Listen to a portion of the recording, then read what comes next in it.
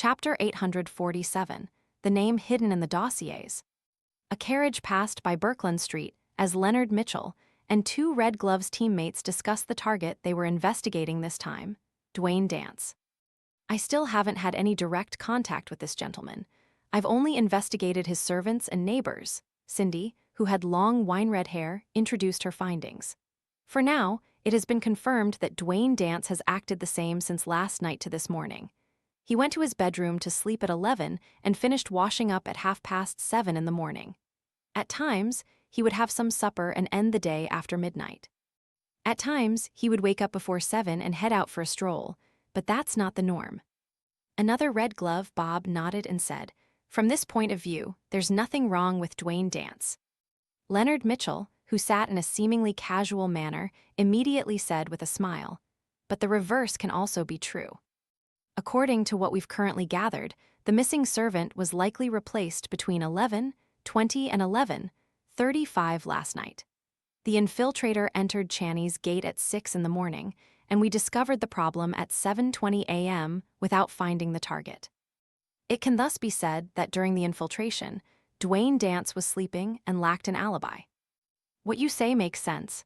Cindy glanced at Leonard in surprise.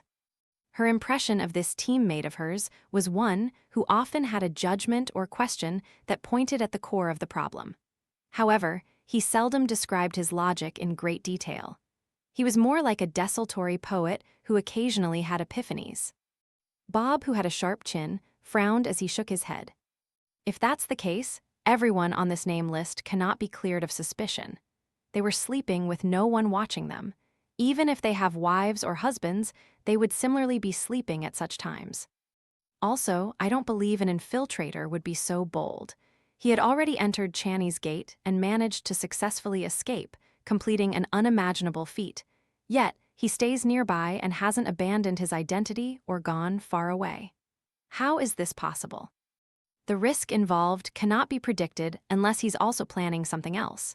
Or he can't bear to part with certain things, but what can compare with infiltrating Channy's gate?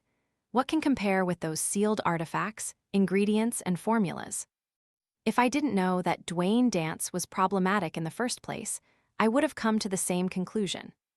Leonard had already thought of an explanation as he crossed his right leg.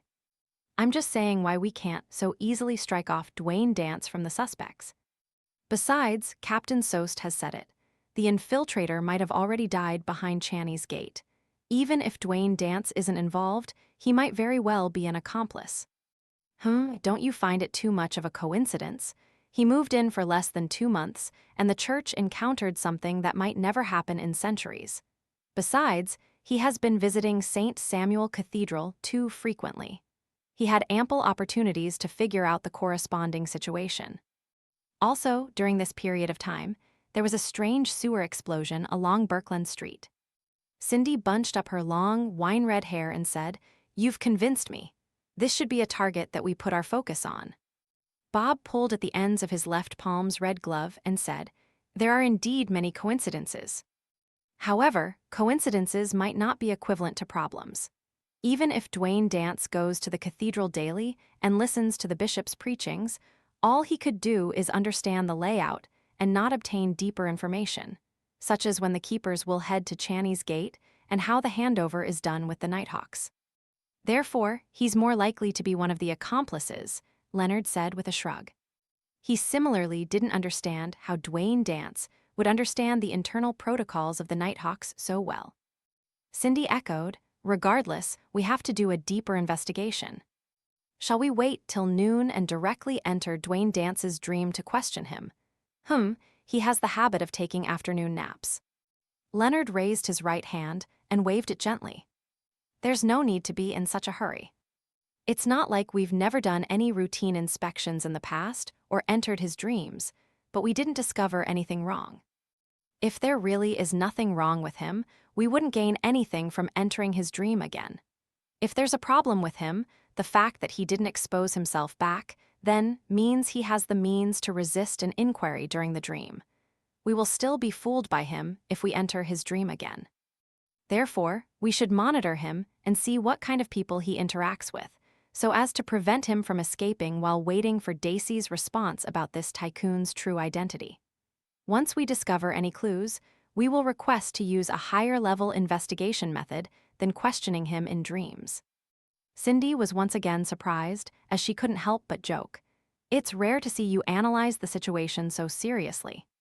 Furthermore, his thought processes were extremely clear. Leonard fell silent and gave a self-deprecating comment. Perhaps it's because I've encountered something similar. Instantly, Cindy felt that Leonard's green eyes had turned darker. She didn't speak further. Let's take turns to monitor Dwayne dance. I'll go first. All right. Leonard nodded and turned to Bob. Get the case files on the sewer explosion. Let's see if we can discover any problems. I'll head back to read through the corresponding dossiers and see if there are any other abnormalities on this street. After splitting the work, the three red gloves began their work.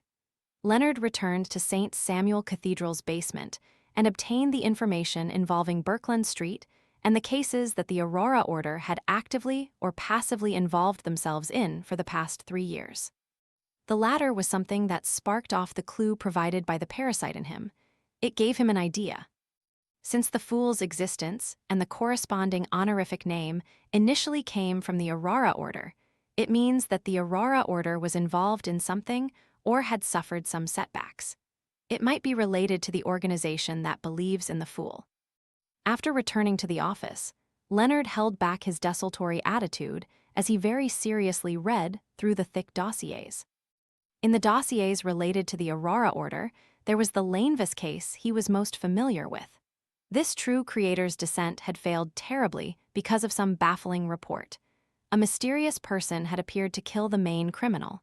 He was suspected to be related to hero bandit Black Emperor. As he targeted evil criminals, he would scatter tarot cards over the target's corpse. That person wasn't able to do it for Desire Apostle Jason, Berea only because Leonard had rushed over too quickly.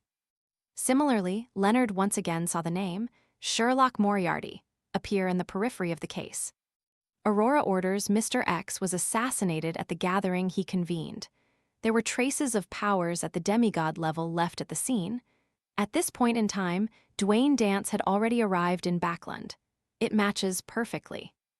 Aurora Order's Mr. A and the Demoness sect cooperated to create the Great Smog of Backland. This person vanished as a result. Aurora Order's Mr. A had assassinated the Inti's ambassador. Leonard read case after case, but he didn't find anything of use. He rubbed his temples and decided to attack it from a different angle. He began from the cases related to hero bandit Black Emperor. Lanevis case, first murder scene with the tarot cards thrown as a ritual, and the Fool is the beginning of the tarot cards. Capham's case, from the strength and level showcased by hero bandit Black Emperor, he won't and wouldn't mimic others. He similarly scattered tarot cards on the corpse. Desire Apostle Jason Berea. I saw hero bandit Black Emperor with my own eyes, preventing him from scattering the cards in time. Apart from major events and evil criminals, what other connection do these three cases have? Leonard had previously considered the relevant questions and was certain that Detective Sherlock Moriarty had been partially involved in the Lanevis and Capham cases. Then, what about the Desire Apostle case? Leonard found the addendum and began leafing through them. Finally, he spotted a line in an inconspicuous spot. People attacked involved Isengard Stanton, Sherlock Moriarty. Leonard's expression slowly turned excited, as though he had discovered a breakthrough. He flipped through the Aurora Order dossier and didn't miss out any of the names involved. He kept expanding his search and requested for all the dossiers that involved every name. Aurora Order's Mr. A assassinated the Inti's ambassador. The Inti's ambassador was in charge of the conflict over the Difference Engine manuscripts. The clues to the manuscripts came from a spy who usually acted as a private detective. It is reported that another private detective was embroiled in this matter and had nearly been killed by a gang member under the command of the Inti's ambassador. Another private detective. Leonard suddenly stood up as he left St. Samuel Cathedral and headed for the police station that handled the case back then. Although most of the dossiers had been taken away by MI9, Leonard still found the name of the person who had made the police report: Sherlock Moriarty. I now have reason to believe that this great detective was also involved in the great smog of Backland. Among the various people who are involved, his name appears right at the periphery of the matter. He and Dwayne Dance all belong to a secret organization that believes in the fool. Leonard thought as the corners of his lips curled up. He decided to immediately search for more information to verify his conjecture. 160 Birkeland Street, inside the master bedroom. Klein didn't have any nighthawks enter his dream during his afternoon nap, but he once again returned to the foggy town. He saw Demoness of Despair Panatia with her smile showcasing blood-colored flesh in between the gaps of her teeth. He saw her slowly being hung up as her eyes rolled back in despair before her head drooped down. The hung corpses, the horrifying gigantic mushroom, the cluster of countless translucent maggots kept appearing one after another, waking Klein up from his dream. As he rubbed his temples, Klein found that his mind was in a terrible condition. And this wasn't a problem that could be resolved by the gray fog. He fell into deep thought and entered his bathroom and arrived above the gray fog. He conjured Jayaman and made him pray. Please pass on my question to Miss Justice about when she will be free. I wish to receive some psychotherapy.